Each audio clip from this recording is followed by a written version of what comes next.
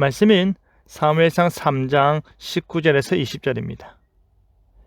사무엘이 자라매 여호와께서 그와 함께 계셔서 그의 말이 하나도 땅에 떨어지지 않게 하시니 단에서부터 브에세바까지의 온 이스라엘이 사무엘은 여호와의 선지자로 세우심을 입은 줄을 알았더라.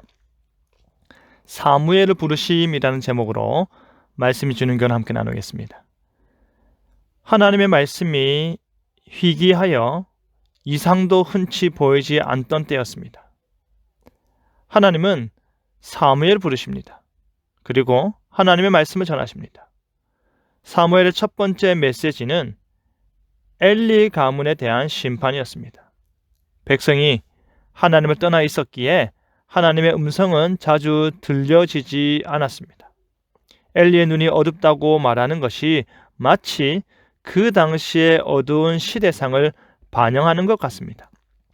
엘리는 자신에게 하나님의 말씀이 임하지 않기에 더는 하나님의 전을 지키지도 않고 초소에 누워 있을 뿐입니다. 엘리의 눈은 어두워졌지만 하나님의 등불은 여전히 꺼지지 않았습니다. 그리고 어린 사무엘은 여전히 하나님의 전에 누워 있습니다. 엘리와 사무엘의 대조는 당시 어두운 시대지만 아직 희망이 남아있음을 드러내고 있는 것입니다.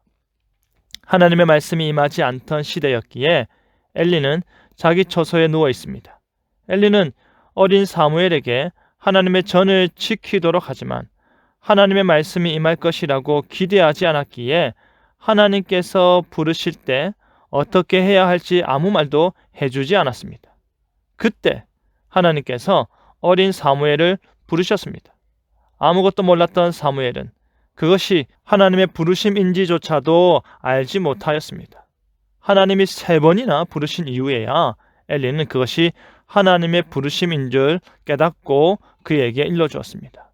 이제 하나님의 부르심이 확실하니 사무엘이 보여야 할 반응은 한 가지입니다. 여호와여 말씀하옵소서, 주의 종이 듣겠나이다. 하나님께서 처음으로 사무엘에게 말씀하신 내용은 엘리 집안에 대한 영원한 심판이었습니다. 어린 사무엘이 감당하기 어려운 내용이 아닐 수 없습니다.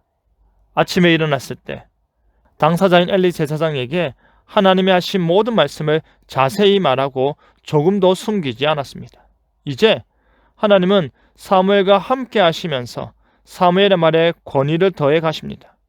어린 사무엘이 선지자로 성장했고 하나님의 말씀의 길이 다시 열리는 것입니다.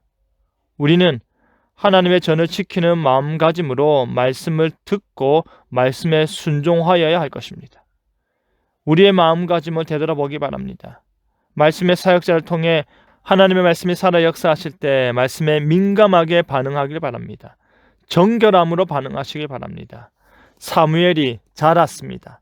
사무엘이 하나님의 말씀과 함께 자랐고 하나님께서 함께 하셔서 그의 말이 하나도 땅에 떨어지지 않았다 하였습니다. 그리고 온 이스라엘이 단에서부터 브에세바까지 사무엘은 여호와의 선지자로 세우심을 입은 줄 알았다라는 것입니다.